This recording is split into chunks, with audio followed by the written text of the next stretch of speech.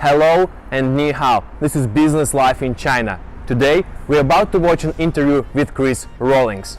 Judolaunch is the platform that enables Amazon sellers to launch new products and increase sales for existing products in every major market. Chris was a participant in 2 accelerator programs, and we are going to compare participation in China Accelerator and 500 startups in this episode. So, let's go!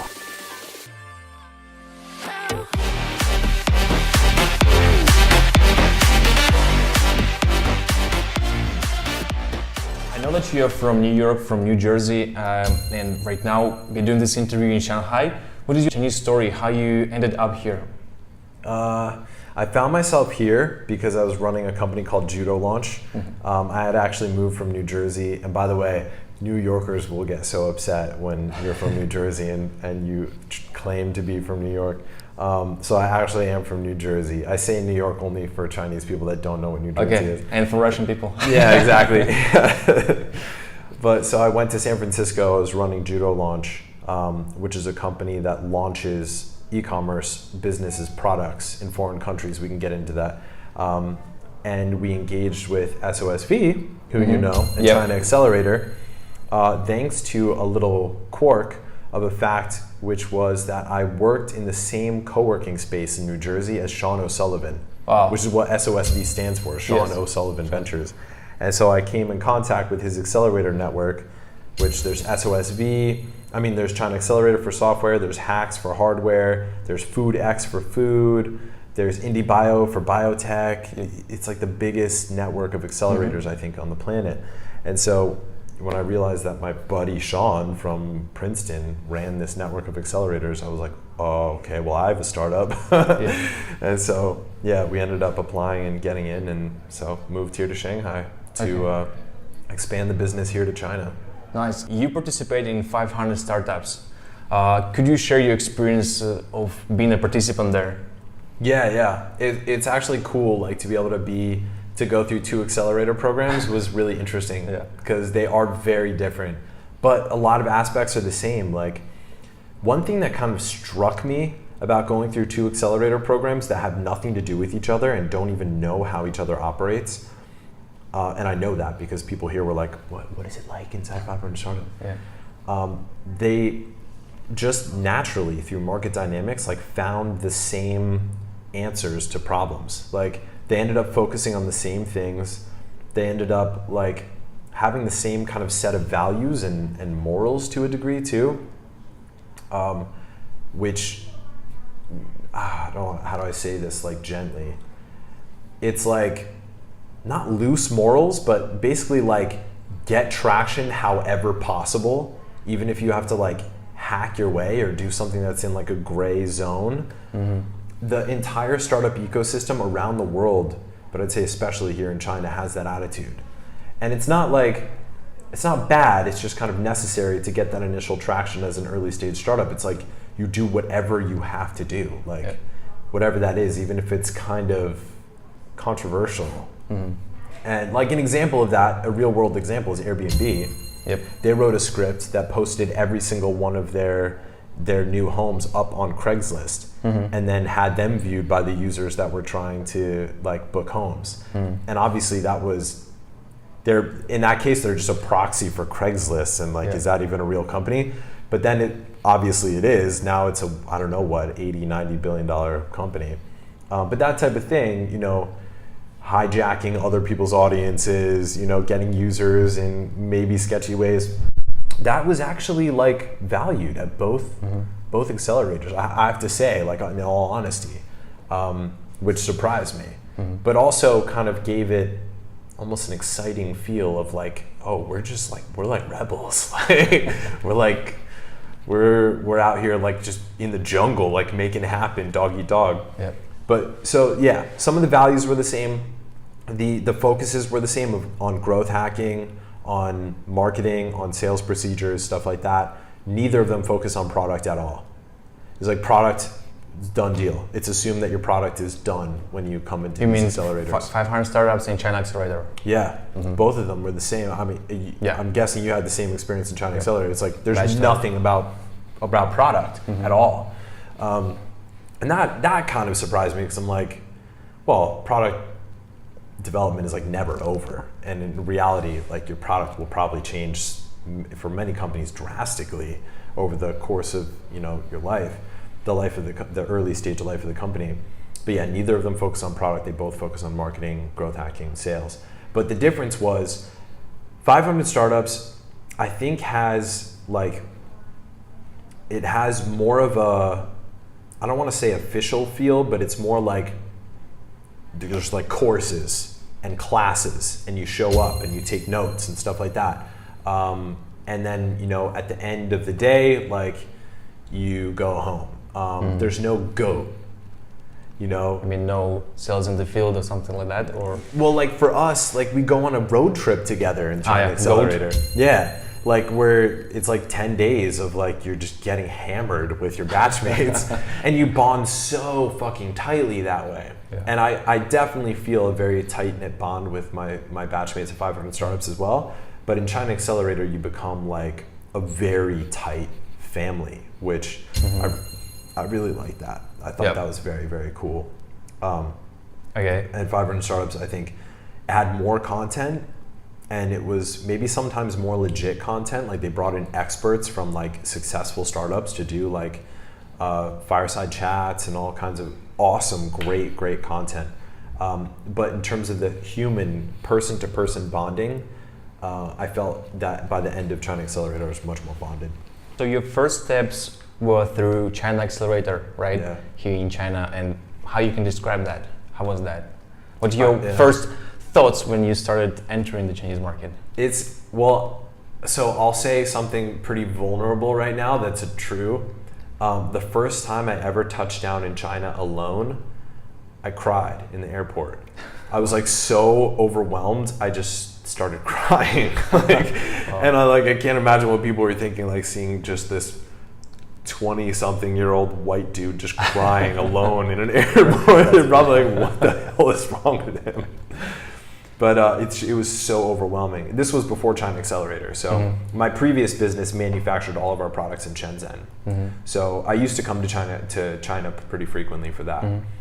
And yeah, it was really overwhelming. Like, it's like another planet. Like I'd done a ton of traveling to South America, to Europe, to Africa, but I'd never really spent time alone, New Zealand, Australia, but I'd never really spent time by myself in China.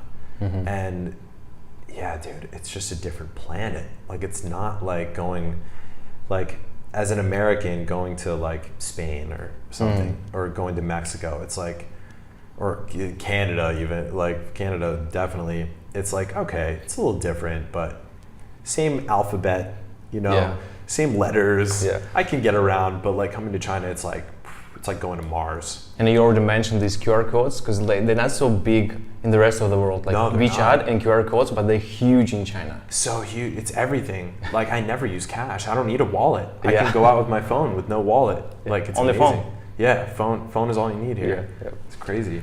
And because this participation in China Accelerator, who would you recommend being in a batch of China Accelerator? Oh, dude. So I was whining and bitching and moaning about the terms, because China Accelerator and 500 Startups. So here's a little insider knowledge. Yep. The terms of each one are very different. Like 500 Startups is a straight up convertible note. Sorry, can we pitch like what is 500 Startups, what it is, and China Accelerator? Like how they're different? Like China Accelerator is the bridge for foreign startups to enter the Chinese market. Yeah. And they also help Chinese startups to enter overseas market, global market. So what about 500 Startups? How you can define like them? What do you think?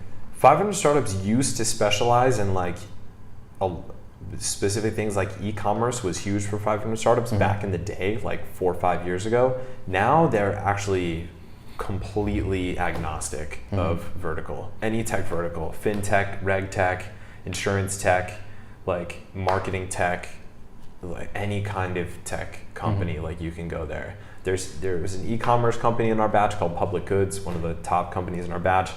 There was blockchain company, Ohalo. There was us, marketing tech or ad tech, you could call us. So they're really just like a tech accelerator. but their identity is they are in Silicon Valley. Okay. They plug you into the butt of Silicon Valley. Like that's what they do. They're not. They do have specific tracks. They have like a fintech track. They have a data track, but they'll take companies from any vertical. So yeah. Sorry, interrupted you. You were saying. No. Yeah. So I was gonna say. So you asked like which companies would I recommend like come into China Accelerator. I honestly, if I was any like seed stage or early stage company, I would just do it. I would bite the bullet, even if you've like gotten people or investors telling you that your valuation is X or Y. Like, if you haven't already done a Series A or beyond, like, if you can get in, fucking do it. Like, there's no reason not to. You'd be stupid not to, really, in my opinion. Because there's so many intangibles that you get out of it. And I was really bitching and moaning about the terms so what I was gonna say is like some insider info for any company that's looking to get into an accelerator. 500 Startups is just a convertible note. That's it. It's an ACE. Sorry, not an ACE. KISS A is what they call it, a convertible note. It converts into 6% of your company at the date of a future round of funding. SOSV, or China Accelerator, is a convertible note and free common stock of your company. It's two things. So it's 6% of your company right off the bat with no money. Then it's a convertible note, which they take back about half of, or a portion of, a significant portion of, as the program fee. So you end up with a little bit of cash and you give them like a significant amount of equity. Despite that, and so I was bitching and moaning about that in the beginning, but despite that, having gone through it, the value is just immense. Like, I think just for me as a person, as an individual, even company aside, the network, the way my network has grown, that's how you and I met. Yeah. You know, like the way my network has grown, the way that my knowledge base has grown, and my mindset around how to move fast and grow a company is totally invaluable. So I would say any company that's at that stage should do it. But as you said, it's specifically for like companies that are either trying to enter or exit China. But I'll say, you know, a lot of the companies in my batch, at least, like they weren't specifically, you know, geared towards getting into or out of China. Some of them didn't care about that. What do you think? Should foreigners come to China to do business or work in Chinese companies? Like, is China well open for them? How do you feel? In my opinion, I would say it's probably harder than they think. Like, it is like another planet, and there is the what do you call it? The like mindset? No, like there's a word for it, like the way Chinese do business with family and like trust. Guanxi. Yeah. There's Guanxi that you will never be hooked into unless you stay a long time. And Guanxi means like relationship or something like that, like how it's called. Yeah, like I'll just say in English. I don't really actually know. I feel like it doesn't really have like a translation. Just Guanxi, you just can find this. Yeah. It's like your trust built up with people who you do business with that's normally like a family member, like distant family member, or like a close friend or someone you've known for a long ass time, and like it's cultivated over years or decades. But yeah, I'd say you definitely, it's a serious commitment. It's not something to take lightly in my view. I think it's like, it's very difficult to get in there, and it is like such a big opportunity here for sure. But if you look at like, I mean, Google couldn't make it, Uber couldn't make it. It's like, you better have a good play, like a reason that you can make it, you know? Yeah, sure. Because it is tough. Millions of dollars of spinal health products on. China prefers inside China companies. Like Chinese people want to buy stuff that's made in the US or made in France or made in Italy or something like that. The first episode you can watch here.